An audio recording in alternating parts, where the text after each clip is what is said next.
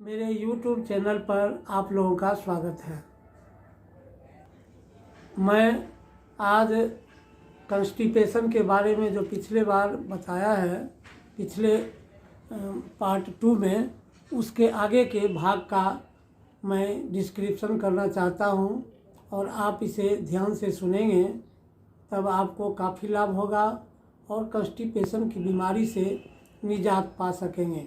अब कॉन्स्टिपेशन किसी कारण से होता है, जैसे मान लीजिए मेंटल शॉक लग गया, कोई घर में किसी की मृत्यु हो गई, या खास अपने आदमी, अपना लड़का, अपना पति, अपना पिता, अपना भाई कोई मर गया है, उसके कारण मेंटल शॉक, स्ट्रेन यानी नर्वसनेस, इसके कारण अगर कोई कॉन्स्टिपेशन का शिकार हो जाता है, तब उस अवस्था में कौन मेडिसिन देंगे जिससे उस बीमारी से हमें त्राण मिलेगा। उस दवा का नाम है मैग्नीशिया कार्ब।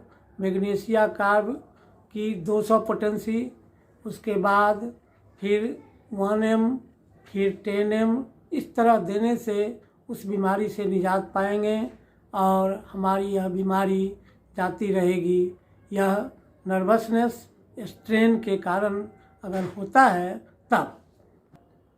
कॉन्स्टिपेशन अगर ज़्यादा हो रहा है, बराबर हो रहा है, ऑब्स्टिनेट है, वह जल्दी जान नहीं छोड़ता है, तो कोल्ड मिल्क के कारण अगर कॉन्स्टिपेशन की बीमारी से धीरे धीरे छुटकारा मिलने लगता है, कोल्ड मिल्क यानी ठंडा दूध पीने के बाद, तो उस समय जो दवा होगी वह मैं बताने जा रहा हूँ। हाँ, कोल्ड मिल्क के कारण, कोल्ड मिल्क लेने के बाद अगर कॉन्स्टिपेशन में कमी आवे, कब्जियत दूर होने लगे, तो उसकी दवा आयोडियम है। और आयोडियम का पेशेंट दुबला पतला होता है, वह ठंडी हवा खोजता है। आयोडियम के पेशेंट को ठंडी हवा खोजता भी है, लेकिन ओपन एयर में रहने के कारण भी उसे फिर बार बार सर्दी लगती है, ये भी उसका लक्षण है। लेकिन मेन बात यह है कि कोल्ड मिल्क यानी ठंडा दूध पीने के बाद कॉन्स्टिपेशन में आराम मिले, तो यह आयोडियम से दूर होगा। जब कोई पुरानी कमजोरी के कारण यानी स्नायु दुर्बलता, स्नायु में दुर्बलता आने के बाद, जिसको अंग्रेजी में न्यूरस्थेनिया कहते हैं, न्यूरस्थेनिया मीन्स स्नायु दुर्बलता या पुरानी कमजोरी, मानसिक कमजोरी, सब दिन कमज़ोर की तरह लगे, उस आदमी को अगर कॉन्स्टिपेशन होता है, उस कारण से अगर कॉन्स्टिपेशन होता है, कमजोरी के कारण, स्नायु दुर्बलता के कारण कॉन्स्टिपेशन का रोग भोगता रहता है, तो उसके लिए इग्नेशिया दवा है। और इग्नेशिया लेने के बाद वह बीमारी धीरे धीरे चली जाती है और वह उस रोग से छुटकारा पाता है। पोटेंसी 200 से लेकर 1 mg 10 mg तक लिया जाएगा और वह उस रोग से छुटकारा पाएगा। अब कुछ ऐसा कॉन्स्टिपेशन है जिसको हम ऑब्स्टिनेट कॉन्स्टिपेशन कहते हैं। ऑब्स्टिनेट का मतलब है जिद्दी, सब दिन रहने वाला, जल्दी जान नहीं छोड़ने वाला, बराबर कॉन्स्टिपेशन का रोग भोगते रहने वाला। तो उस अवस्था में जो कुछ दवाइयाँ हैं, जैसे एथ्यूजा, सल्फर आयोड, सिफिलिनम, सल्फर, ये हाइड्रेस्टिस, ये उसकी मुख्य दवाएं हैं। और इन दवाओं का क्रमशः इंक्रीजिंग पोटेंसी लेने पर यह बीमारी दूर होगी और वह जो ऑब्स्टिनेट कॉन्स्टिपेशन है, जिद्दी, जो नहीं जल्दी छूटता है, उससे छुटकारा मिलेगी और वह फिर आरोग्य होगा और खुशी जीवन बिताएगा, कॉन्स्टिपेशन से निजात पाएगा और स्वास्थ्य दिनों दिन बढ़ोतरी में रहेगा स्वस्थ अवस्था में रहते हुए अपने काम काज करेगा। यह ऑब्स्टिनेट कंस्टिपेशन की मुख्य दवा लेने के बाद ही संभव है। ऑब्स्टिनेट कंस्टिपेशन यानी जिद्दी जो कब्जियत की बीमारी है, वह न्यूबॉर्न इन्फेंट को हो तब क्रोकस सैटाइवस उसकी दवा है। उसका निम्न पोटेंसी से लेकर 200 पोटेंसी तक देने के बाद वह बच्चा जो जन्म लेने के बाद का बच्चा है, जिसको इन्फेंट एज कहते हैं, वह उस अवस्था में क्रोकस देने से उसकी बीमारी जाएगी और वह ऑब्स्टिनेट कंस्टिपेशन से मुक्त होगा और वह दिनों दिन आगे अपना स्वास्थ्य उसका अच्छा होता जाएगा।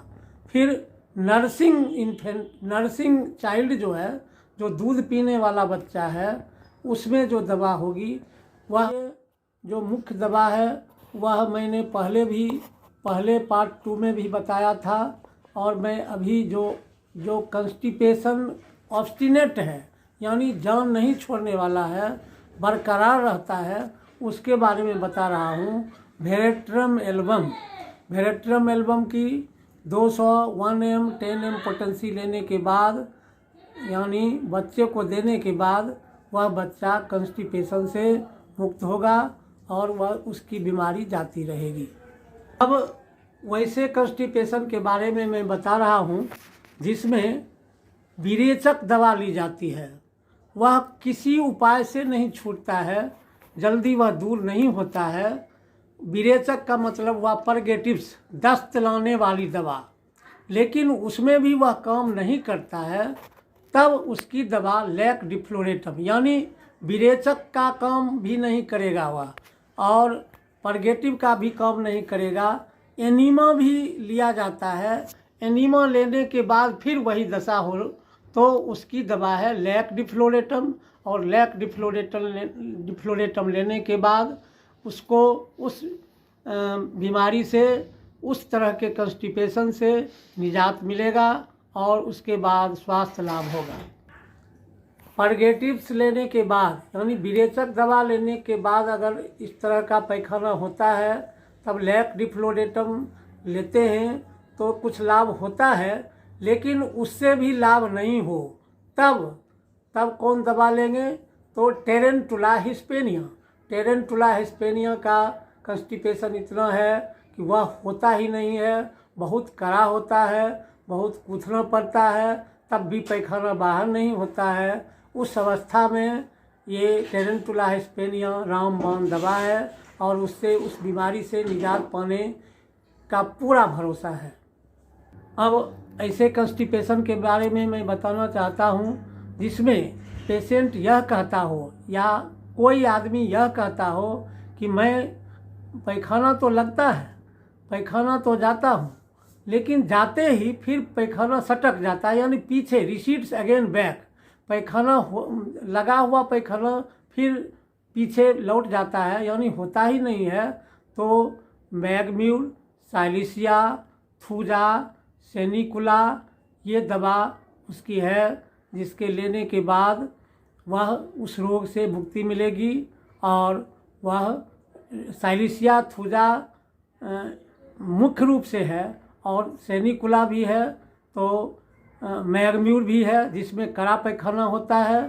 साइलिसिया के पेशेंट का जो नेचर है वह चिली है, उसको चिल थोड़ा सा ही ठंडी हवा में चिल का फीलिंग होने लगता है और अगर ठंडे पानी से नहाएगा तो कपकपी आएगी या ठंडी हवा में कपकपी होगी। तो ये साइलिसिया उसको दवा का सिलेक्शन करने में आपको सुविधा मिलेगी। ये सब उसका एलाइड सिम्टम है और यह जानना ज़रूरी है। सेनिकुला के पेशेंट को देखेंगे कि वह जब खाना खाएगा तो रात में जाकर के बहुत देर के बाद पैखाना होगा, क्योंकि वह जो मलांत्र में पैखाना अटका हुआ है वह खाना खाने के दबाव के बाद वह फिर बाहर निकलता है। इस तरह का उसका नेचर है। तो ये उसकी दवा हुई और इस दवा का 200 1 m 10 m पोटेंसी अच्छे कंपनी की दवा SBL, स्वाबे, हेपको मेडिसिन, ये जो अपने देसी दवा है एम भट्टाचार्य अपने देश में बनी हुई, उसका प्रयोग करें और ये काफ़ी लाभदायक है और ज़रूर से ज़रूर इस बीमारी से छुटकारा मिलने की संभावना है। इस तरह का कॉन्स्टिपेशन है जिसमें बहुत मुश्किल से पैखाना निकलता ही नहीं है, तो अंगुली से बाहर निकालना पड़ता है। उस अवस्था में मैग्म्यूल, सेलेनियम, साइलिसिया, थूजा, ये सेनिकुला, ये सब दवाएं हैं जिसके लेने के बाद साइलिसिया, थूजा, ये सेलेनियम, ये सब दवा लेने के बाद वह उस अवस्था से आपको छुटकारा मिलेगा और नॉर्मल वे में पैखाना होने लगेगा। निकालने वाली अवस्था में लाइकोनेट्रम म्यूल और प्लेटिना भी दवा है जो काफ़ी लाभदायक है। और इसमें एक सिम्टम ये जानना ज़रूरी है कि लाइको के पेशेंट का लोअर एब्डोमेन में, पेट के निचले भाग में भारीपन रहता है और वह कुछ ग्रास खाने के बाद ही लगता है कि उसका पेट भर गया, 2-4 कौर खाने के बाद ही। ये सब सिम्टम जानना ज़रूरी है। उसके पेशेंट को लाइकोपोडियम मेडिसिन का लक्षण यह भी है कि वह मीठा खाना चाहता है, लोअर एब्डोमेन में गैस भरा रहता है, प्लेटस नीचे से पास करता है। प्लेटिना के पेशेंट का पैखाना कालापन लिए हुए होता है। ये सब उसका कैरेक्टरिस्टिक सिम्टम है जो हर एक दवा लेने वाले को जानना ज़रूरी है। मैं उस पेशेंट के बारे में बताना चाहता हूँ जिसको प्रेगनेंसी के पीरियड में ही ज़्यादा कॉन्स्टिपेशन भोगना पड़ता है, कॉन्स्टिपेशन की बीमारी से ग्रसित होता है। उसकी दवा है लेकेसिस, लाइकोपोडियम, नेट्रम्यूल, सिपिया, नक्सभोमिका, ये हाइड्रेस्टिस, ये सब मुख्य दवा है जिसको लेने के बाद नक्स ओपियम भी है जिसको लेने के बाद उस प्रेगनेंसी अवस्था वाले कॉन्स्टिपेशन से निजात पाया जाएगा और उसका पोटेंसी भी 201 ml लेने से लाभ होगा। यह ध्यान रखना ज़रूरी है और उसके अन्य सिम्टम को भी जानना ज़रूरी है। जिस मेडिसिन में जो लक्षण कैरेक्टरिस्टिक है वह जानना ज़रूरी है, जो डॉक्टर के पास जाने के बाद वह आप बताएंगे। उसके साथ जैसे एल्यूमिना है, सिपिया है।